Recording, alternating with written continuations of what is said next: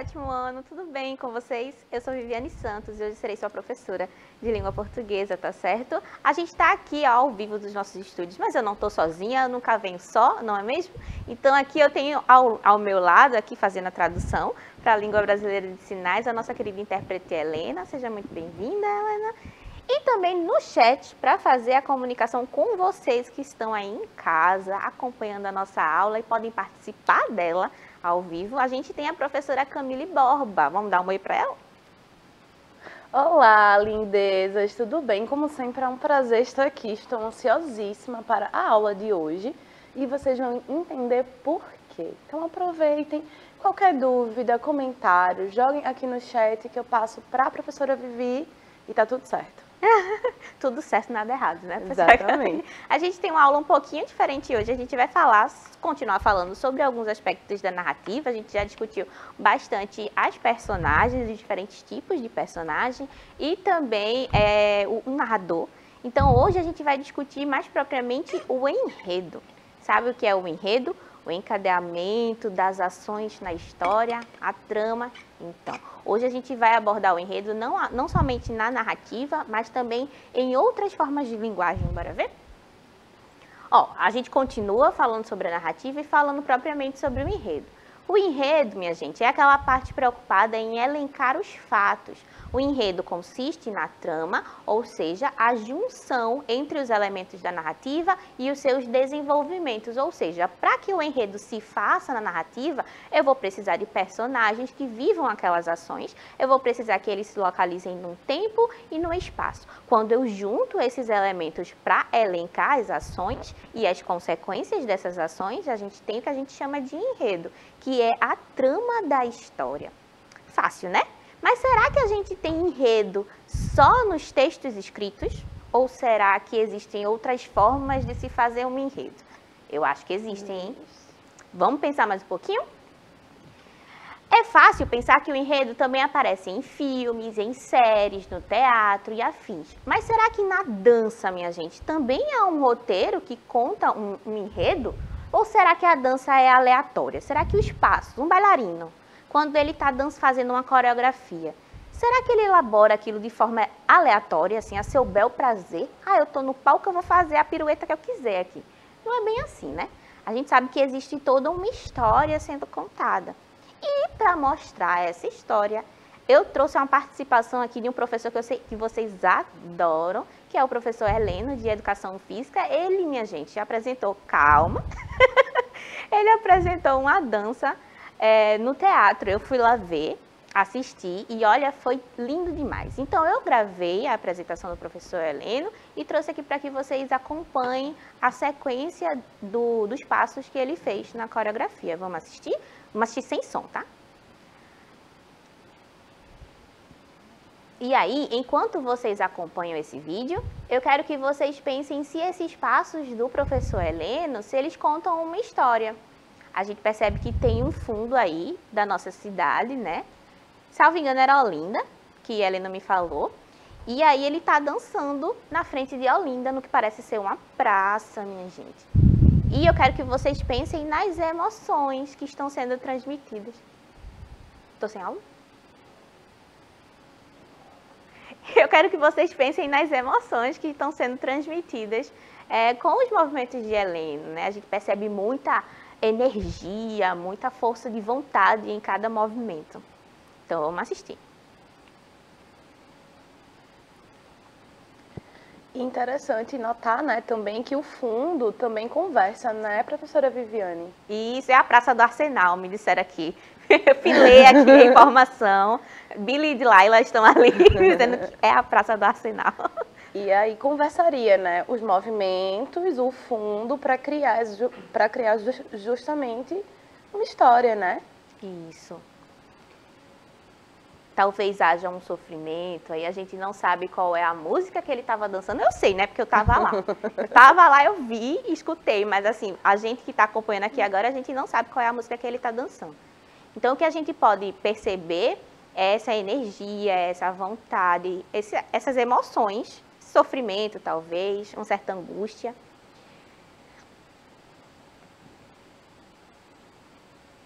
E a praça aparece de dia, né? Durante o dia. Então, isso também dá um tom um pouco mais leve, talvez, do que seria se fosse à noite. Isso, talvez se fosse um cenário noturno, a angústia talvez ficasse mais marcada, né? Mas a gente pode ver que ele realiza passos com bastante intensidade, com muito ímpeto, e em outros momentos ele é mais delicado, mais sutil. Então, tudo isso conta, né? Como se fossem entonações. Exatamente. E intenções diferentes em cada passo, né? É muito talento para uma pessoa só, né? Eu acho. Eu fico aqui sem saber dançar nada.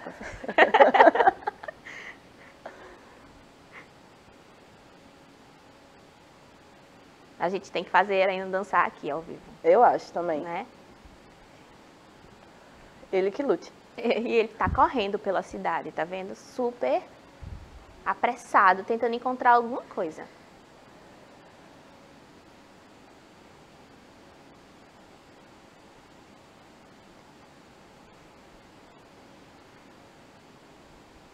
E acabou.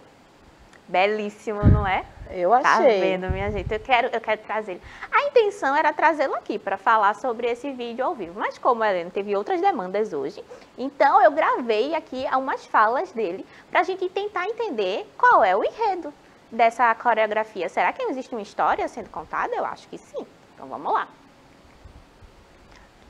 Mesmo sem música, você acha que é uma história por trás? Se você tivesse que opinar aí em casa, professora Vivi, eu não faço ideia, ou eu acho que tem uma história sendo contada, e qual história está sendo contada? Conta pra gente aqui no chat, tá certo? A professora Camille já tá ali conversando com vocês, ela vai me contar qual é a versão de vocês da dança de Helena. E aí, minha gente, eu preparei algumas perguntas para o professor Helena. Eu disse, olha, se ele que fez a coreografia, ele tá por dentro de quais foram as intenções por trás de cada passo selecionado, né? Então, vamos entrevistá-lo. Eu fiz essas duas primeiras perguntas para o professor Heleno, qual é a história sendo contada nessa coreografia e se existe intenção nos movimentos escolhidos. Cada um corresponde a uma emoção específica? A gente acha que sim, eu tinha meus palpites, né? Então, vamos ver o que é que o professor Heleno respondeu. E aí, meu povo, tudo bem com vocês? Espero que todos e todas estejam bem. É um prazer estar aqui na aula da professora Vivi, falando um pouco sobre algo que eu tanto gosto, que é a dança. E aí, envolvendo a parte de enredo, né, que é o que vocês estão trabalhando. Então, ela fez algumas perguntas. Aqui nesse convite surgiu a partir de um espetáculo que ela foi assistir. Já trouxe um trecho aí para vocês. Então, eu vou começar respondendo, né, qual é a história sendo contada nesse espetáculo aí, em que vocês acabaram de ver um trecho, né? O espetáculo foi montado e produzido através do projeto Corpus, né? Ele começou com uns vídeos e depois ele foi para o palco com a ideia de contar a história, tanto a história de nós que dançamos, né? Dos nossos corpos, como a história da nossa professora, coreógrafa e diretora e minha amiga chamada Marta Pena, que tem uma síndrome chamada Síndrome de Ehlers-Danlos, e ela conta um pouco dessa história através dos nossos corpos e também com uma pitadinha ali das nossas vivências, da nossa história, tudo junto e misturado. Em relação à intenção dos movimentos, né? Sempre existe uma intenção no movimento, mesmo que ele não seja programado. Às vezes é programado que a intenção do movimento seja executada durante a ação, né? Durante o espetáculo, durante o momento, que é o que a gente chama de improviso.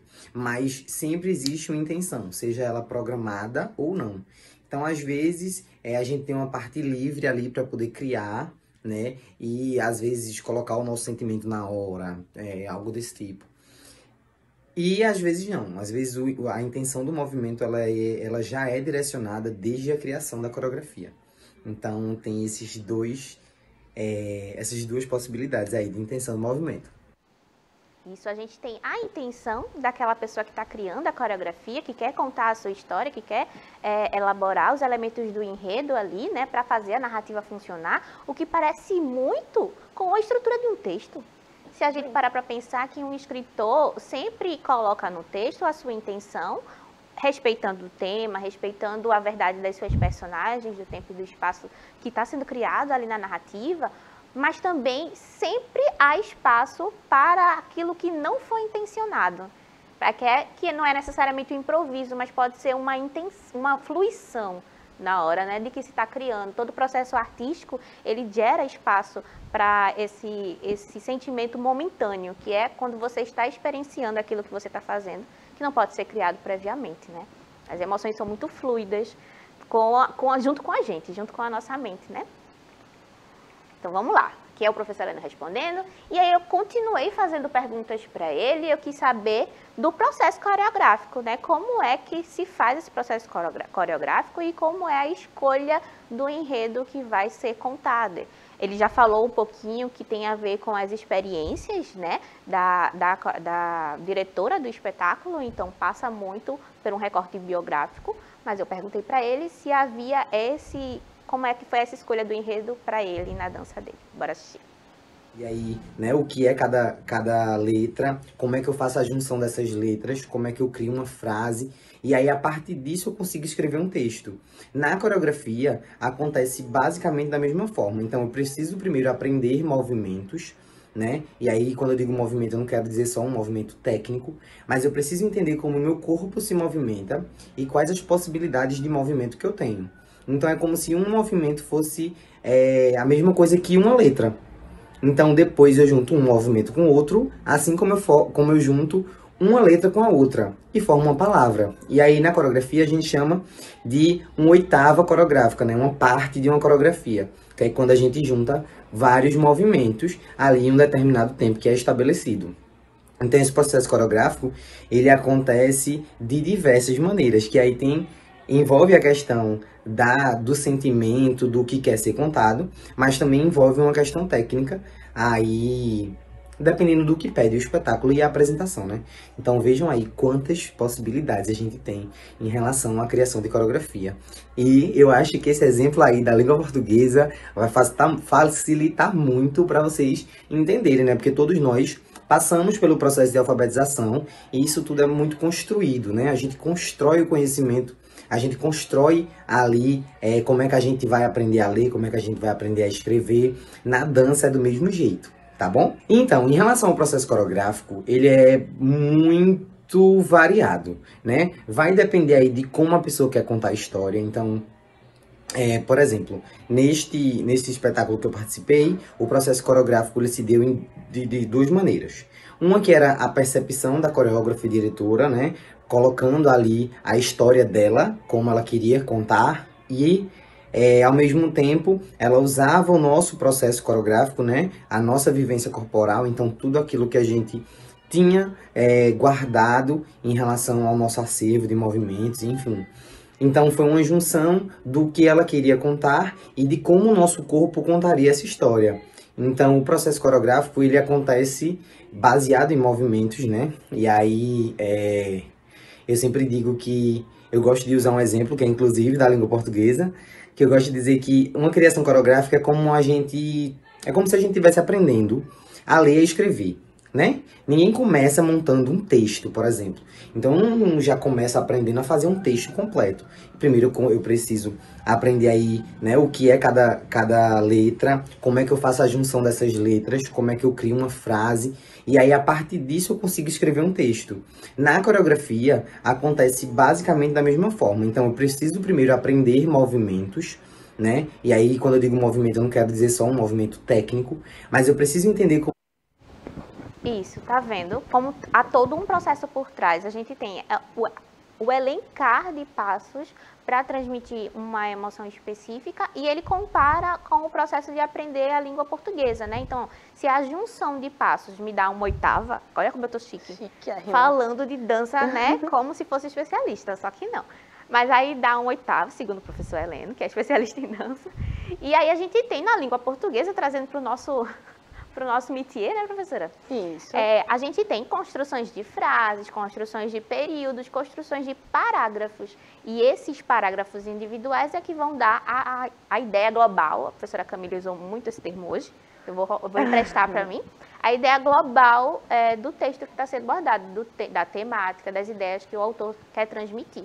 Muito semelhante acontece com o processo coreográfico. Ele falou de uma coisa interessante que é administrar as emoções e a intenção com aquilo que o corpo consegue fazer. Eu achei isso muito interessante porque não adianta eu pensar num passo que é 50 cambalhotas se o meu corpo não consegue produzir essas 50 cambalhotas. E um processo muito parecido acontece com o texto, né? Não adianta eu querer imaginar coisas tipo muito abstratas se o meu texto não conseguir dar conta disso. Então eu vou ter que ter um processo imaginativo e um processo linguístico, né, composicional ali, de escolha de palavras, até de criação de metáforas que acompanhem esse processo criativo. É difícil, viu? Dá trabalho, mas fica muito bonito. Professora Viviane, também Diga. queria, né, acrescentar aqui um pouco a minha experiência como uma pessoa que dançou dança do ventre um tempo de sua vida e que se apresentou. E aí, além da capacidade do corpo, tem também a questão da leitura musical. Então, assim, alguns, pelo menos na dança do ventre, alguns instrumentos, eles devem ser lidos com movimentos específicos. Então, por exemplo, flauta, geralmente você vai para um movimento sinuoso, que é mais circular, que é mais assim. Tambor, percussão, você vai mais no shimmy, você vai lendo.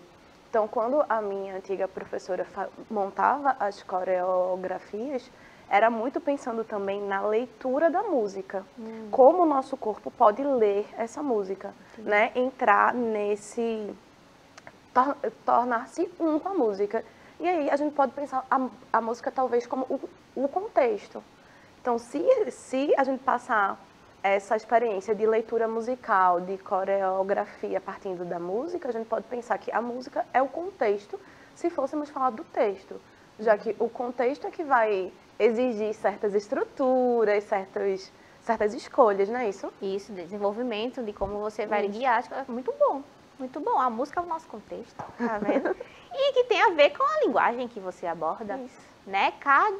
A gente sabe que a gente tem vários tipos de linguagem, né? A gente tem a linguagem que é falada, a gente tem a linguagem corporal, a gente tem a música, a gente tem o teatro. Então, eu pedi para o professor Heleno também falar sobre a linguagem que ele utiliza para fazer esse espetáculo. Bora ver? Então, a linguagem que é utilizada para contar esse enredo, né, durante um espetáculo de dança, é a linguagem corporal. É através do nosso corpo que a gente consegue contar uma história. E aí, fazendo toda essa junção de tudo que a gente já falou, né? Fazendo a junção dos aspectos técnicos da história que quer ser contada, né? E aí entra o processo de escolha das músicas. Às vezes a música tem a ver diretamente com o tema da coreografia. Às vezes ela só faz uma relação com alguma história que resgata ali o que aquele enredo quer passar. Então, por exemplo, voltando aí para essa questão desse espetáculo da minha amiga que eu participei, né? Ela queria contar a história dela através dos nossos corpos, e aí, ao mesmo tempo que a gente conseguiu dar direcionamento de algumas músicas em alguns blocos do espetáculo, muitas das músicas eram músicas que faziam parte da vida dela, né, que marcaram a vida dela, ou que eram importantes para ela.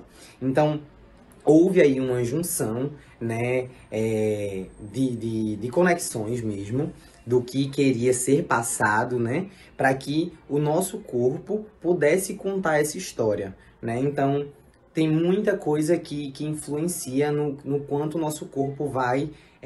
como é que o nosso corpo vai contar essa história. Então, quando a gente fala dessa linguagem, né, ela não é falada, é uma linguagem que é transmitida através dos nossos movimentos. E aí que podem ser movimentos que expressam emoções, ou movimentos que só expressam técnica, ou uma mistura de técnica e sentimento e emoções, né, enfim.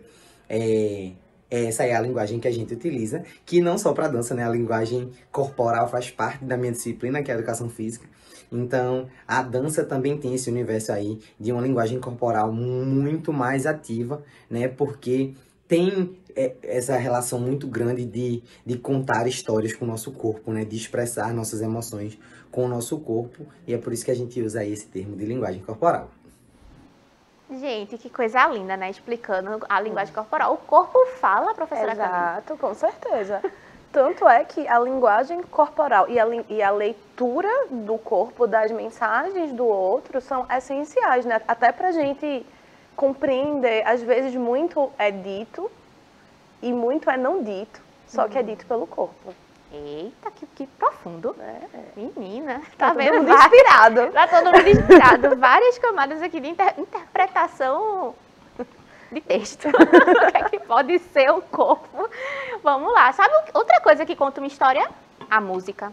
Além da dança, além do texto, as músicas convencionais também nos contam histórias. Além das músicas convencionais, né? Aquela música que a gente escuta ali no YouTube quando quer distrair, né? Monta a sua playlist para pegar o ônibus.